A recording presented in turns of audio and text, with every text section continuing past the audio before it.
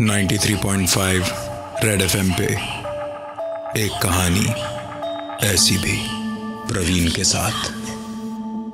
एक कहानी ऐसी भी कि आज की कहानी 3 साल पहले आंध्र प्रदेश में घटी घटना पर आधारित है। मिस्टर अय्यर जिस घर में रहते थे वहां 3 कमरे थे।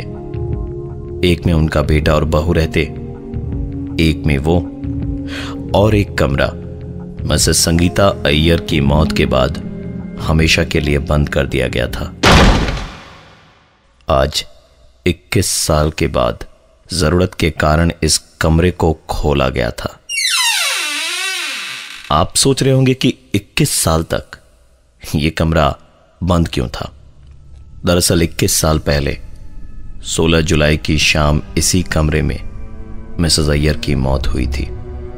मृत्यु के समय मिसेस अय्यर ने एक आखिरी लाइन कही थी जो मिस्टर अय्यर के कानों में हमेशा गूंजती रहती थी, और वो थी, मैं जा तो रही हूं पर वापस जरूर आऊंगी, जरूर आऊंगी।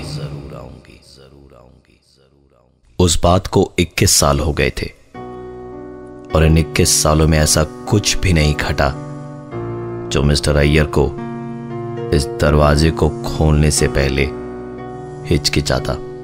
इसलिए आज मिस्टर अय्यर ने इस कमरे का दरवाजा फाइनली खोल दिया।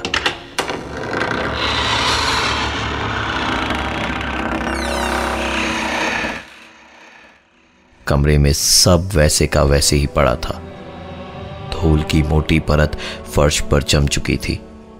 मकड़ी के जाल दीवारों पर भरे पड़े थे, और वो बिस्तर जिस पर लेटे लेटे मिसेस अय्यर की मौत हुई थी वो भी वैसे का वैसे ही पड़ा था।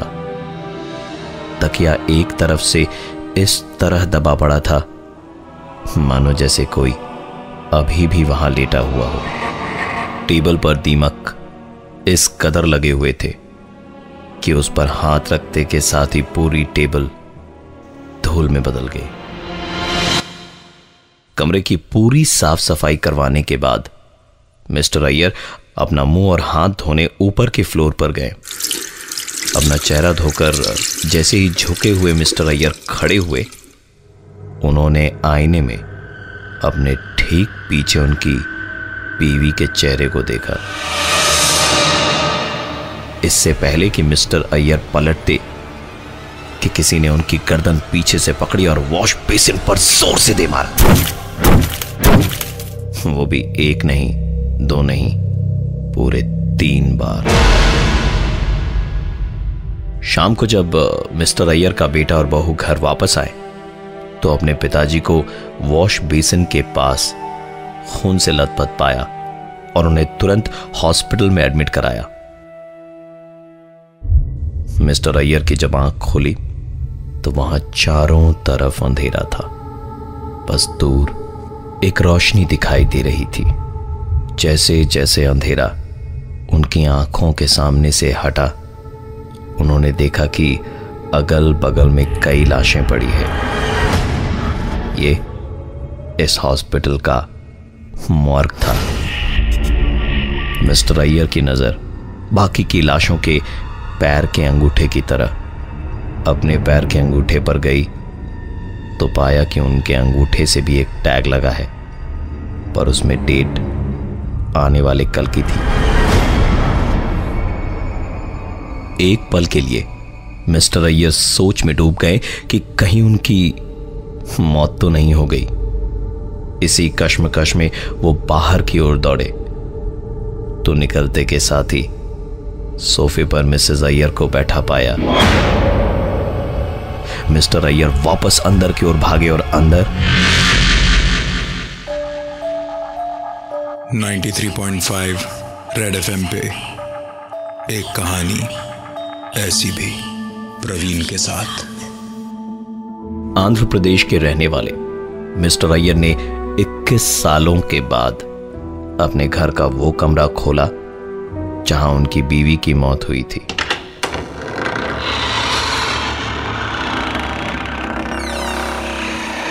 और उनकी बीवी के आखिरी कुछ शब्द थे, मैं जा तो रही हूं, पर वापस जरूर आऊंगी, जरूर आऊंगी।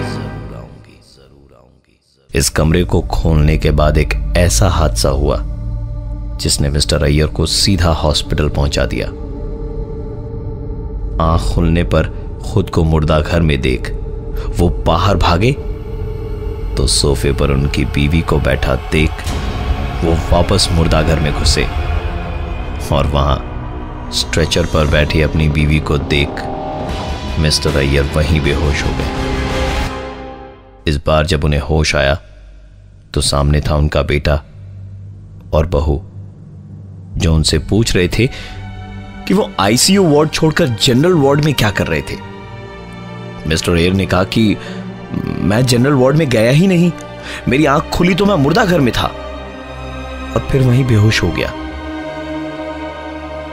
कोई भी मिस्टर अय्यर की बातें मानने को तैयार नहीं था, क्योंकि सबने उनको बेहोशी की हालत में जनरल वार्ड में देखा था। कुछ दिन हॉस्पिटल में बिताने के बाद मिस्टर अय्यर वापस अपने घर पहुंचे। देर रात मिस्टर अय्यर जब पलंग पर सोते वक्त करवट बदलना चाहते थे तो वो ऐसा नहीं कर पा रहे थे, क्योंकि किसी ने उनके पीछे से उनकी कमर बहुत जोर से पकड़ रखी थी। गर्म सांसों को वो अपने कंधे पर महसूस कर पा रहे थे।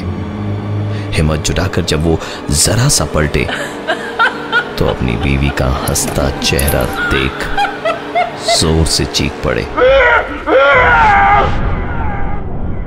उनकी चीख सुन बेटा और बहू दौड़े दौड़े कमरे में आए तो मिस्टर अय्यर वहां नहीं थे और उनके चीखने की आवाज इस बार घर के गार्डन से आ रही थी। मिस्टर अय्यर के बेटे ने किसी तरह उनको संभाला और वापस घर के अंदर ले गए। मिस्टर अय्यर ने कहा कि वो अपने कमरे में नहीं सोना चाहते, उन्हें वहां डर लग रहा है, इसलिए वो घर के डाइनिंग हॉल में ही सो जाएंगे। मिस्टर अय्यर का बेटा वहां तब तक बैठा रहा जब तक मिस्टर अय्यर को नींद नहीं आ गई। जैसे ही उन्हें नींद आई वो अपने कमरे में चला गया और थोड़ी ही देर में उसने एक आवाज सुनी, जिसे सुनकर वो नीचे गया और वहां का नजारा देख उसका बदन ठंडा हो गया था। मिस्टर अय्यर पागलों की तरह दीवार पर कान लगाकर खड़े थे और कह रहे थे,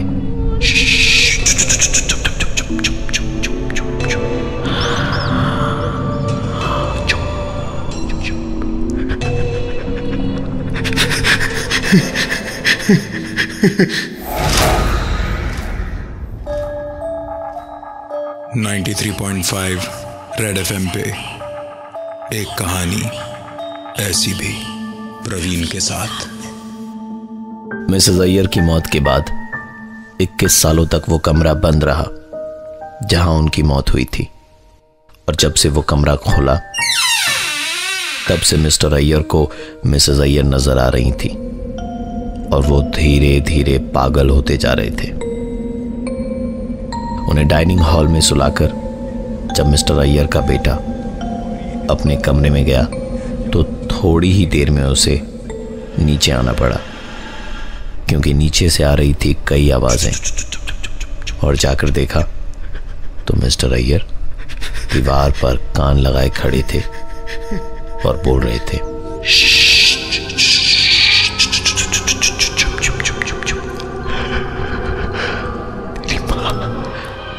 दीवार के उस तरफ कुछ बोल रही है,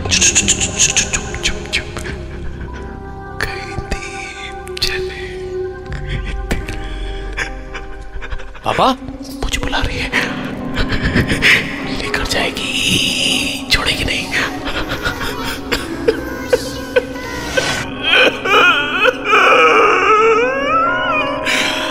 तेरी कौन सी है पापा?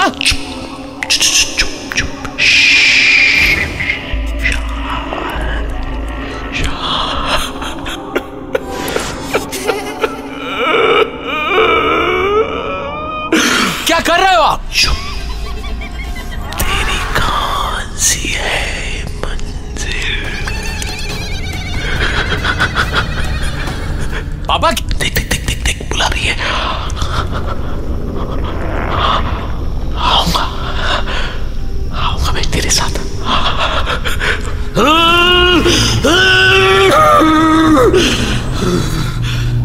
पापा क्या कर रहे हो आप? क्या हुआ? दिन ब दिन इस तरह की हरकतें मिस्टर अय्यर की बढ़ती जा रही थी। एक दिन जब उनका बेटा काम से लौटा तो देखा कि कमरे में पिताजी अपनी ही तस्वीर दीवार पर लगा रहे थे। बेटे ने पूछा, यह क्या कर रहे हो? तो मिस्टर अय्यर ने कहा, तेरी मां मुझे ले जाएगी, सिर्फ माला खरीद के लगा देना। फोटो मैंने लगा दी है।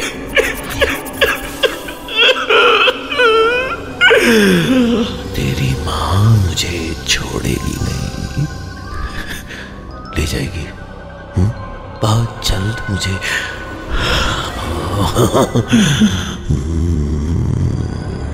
ले जाएगी। पिताजी की यह हालत बेटे से देखी नहीं गई। उसने शहर के बड़े से बड़े साइकियाट्रिस्ट को दिखाया, पर किसी के पास भी मिस्टर अय्यर की बीमारी का इलाज नहीं था। सबका कहना एक ही था कि मिस्टर अय्यर को आराम की सख्त जरूरत है। और इस तरह धीरे धीरे नींद की गोलियां उनका सहारा बन गई। रविवार का दिन था जब मिस्टर अय्यर का बेटा और बहू दौड़े दौड़े अपने कमरे से बाहर आए। उनके पिताजी के कमरे से आती हुई आवाजों को सुनकर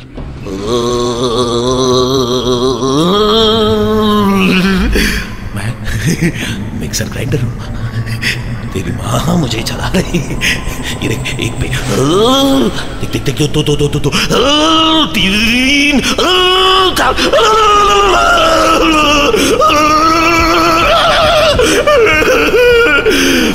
तेरे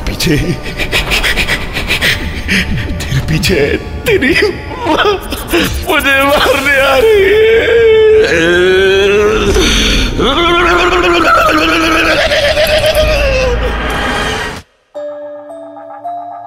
93.5 रेड एफएम पे एक कहानी ऐसी भी, प्रवीण के साथ।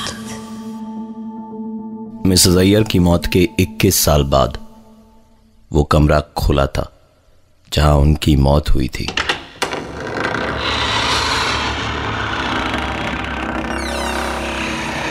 मिसेस अय्यर के आखिरी शब्द थे, मैं जा तो रही हूं पर वापस जरूर आऊंगी। जब से ये कमरा खुला है, मिस्टर अय्यर की जिंदगी और साथ ही उनके बेटे और बहू की भी उथल पुथल हो गई है। बड़े से बड़े साइकियाट्रिस्ट के पास मिस्टर अय्यर के पागलपन का इलाज नहीं था। उन्हें दिन रात 24 घंटे खुली आंखों के सामने मिसेस अय्यर दिखाई देती।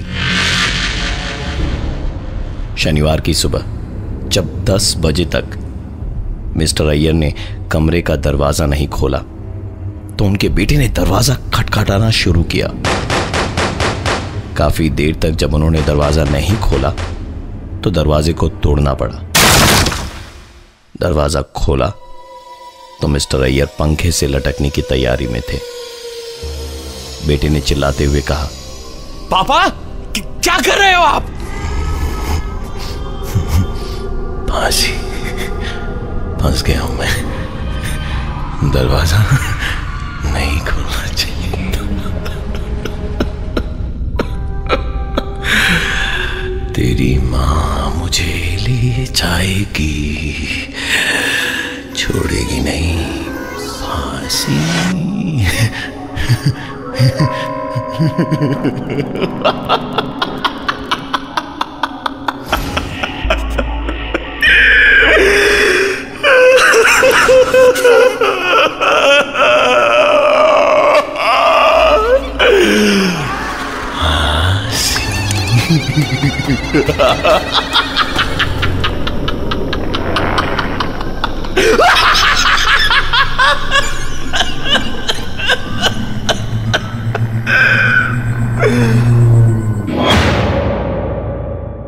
जब चीजें कंट्रोल से बाहर थीं, तो बेटे को अपना हाथ उठाना ही पड़ा।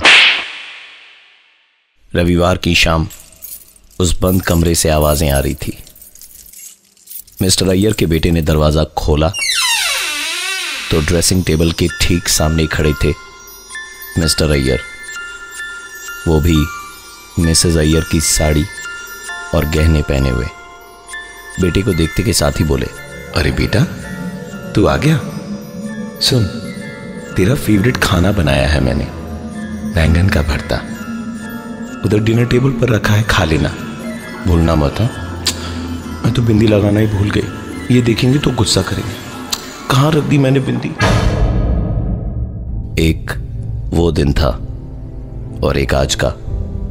मिस्टर अय्यर की जगह इस घर में नहीं, अब मेंटल असाइलम में है और उनकी जिंदगी का राज उनके बेटे और बहू दोनों के सामने आया जब वो मेंटल असाइलम में गए थे उनसे मिलने के लिए। तेरी मां ने कहा था कि वो जा रही है, पर वापस जरूर आएगी। आ गई है वो। मैंने उसे मार के दिखा दिया था कि उसने सुसाइड किया।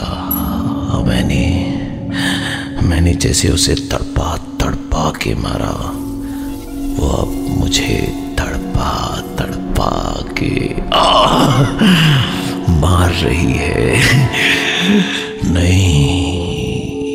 नहीं खोलना चाहिए था दरवाजा।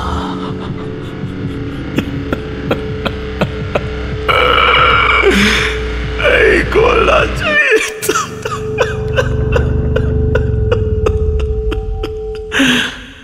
कैसे हो बेटा?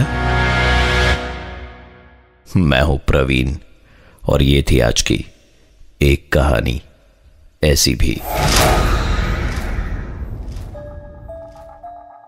93.5 रेड एफएम पे एक कहानी ऐसी भी, प्रवीण के साथ। दोबारा सुनने के लिए विजिट करिए हमारा YouTube channel 935 red TV. 93.5 red FM, बजाते रहो।